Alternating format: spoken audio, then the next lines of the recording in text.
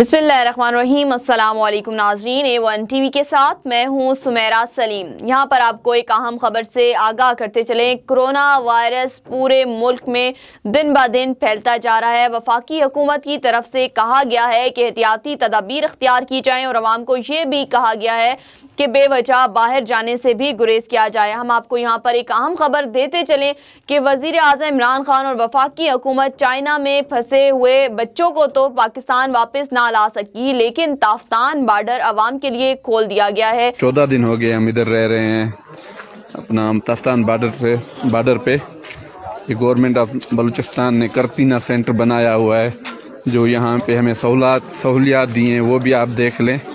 बड़ी तकलीफ ये करतीना सेंटर, ये अपना वो क्या कह रहे हैं कि ये करतीना सेंटर इन्होंने वायरस को, कोरोना को रोकने के लिए ये बनाए हुए हैं। ये देखो इन टॉयलेट्स की हालत, यहाँ लोग टॉयलेट्स पे जाते हैं और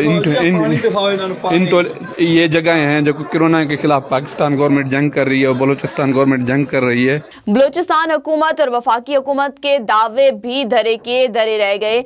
ताफ्तान बॉर्डर से जो ज़ायरीन पाकिस्तान आए उनकी टेस्ट और स्क्रीनिंग मुकम्मल की जा रही है, ऐसा कहना है बलूचिस्तान और हुकूमत और वफाकी हुकूमत का कहने का। लेकिन इस वीडियो में आप देख सकते हैं कि इस वीडियो ने वफाकी हुकूमत और बलूचिस्तान हुकूमत के सारे पोल खोल दिए हैं। ईरान से आए हुए ज़ायरीन ताफ्तान बॉर्डर पर कैसे रिहाइश पजीर हैं, जबकि हुकूमत बलूचिस्तान ने इस जगह को करंटीना हाउस के नाम दिया है और ज़ायरीन से बोला गया है कि 14 दिन का इधर रिहाइश रखें। करंटीना हाउस में आपकी टेस्टिंग होगी, स्क्रीनिंग होगी, जबकि इस वीडियो में ज़ायरीन ने कहा कि 3 दिन से कोई देखभाल नहीं की गई और रहे 15 दिन हो गए।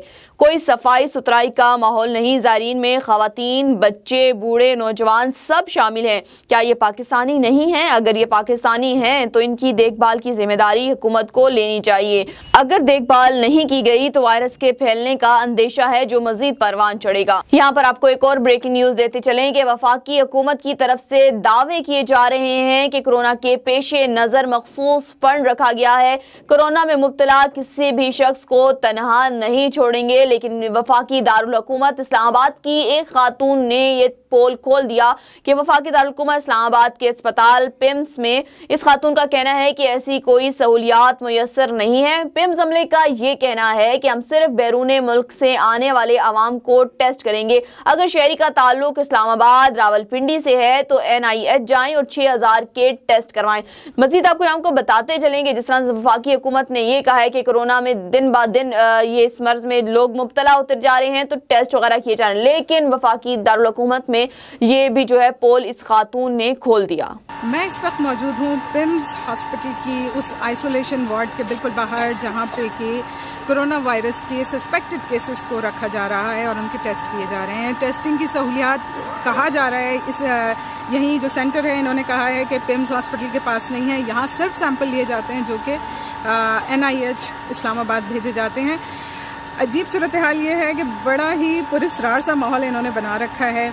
आप पर्ची बनवाएं तो उसी वक्त आपसे कहा जाता है कि अगर आपने पिछले 14 दिन में पाकिस्तान से बाहर ट्रैवल किया है तो ही आपको चेक किया जाएगा। लेकिन अगर कोई लोकली अगर किसी को ये वायरस हुआ है तो उसको यहाँ चेक नहीं किया जाएगा। वो 6000 रुपये दे के NIH से डायरेक्ट जाके चेक करवा सकता है।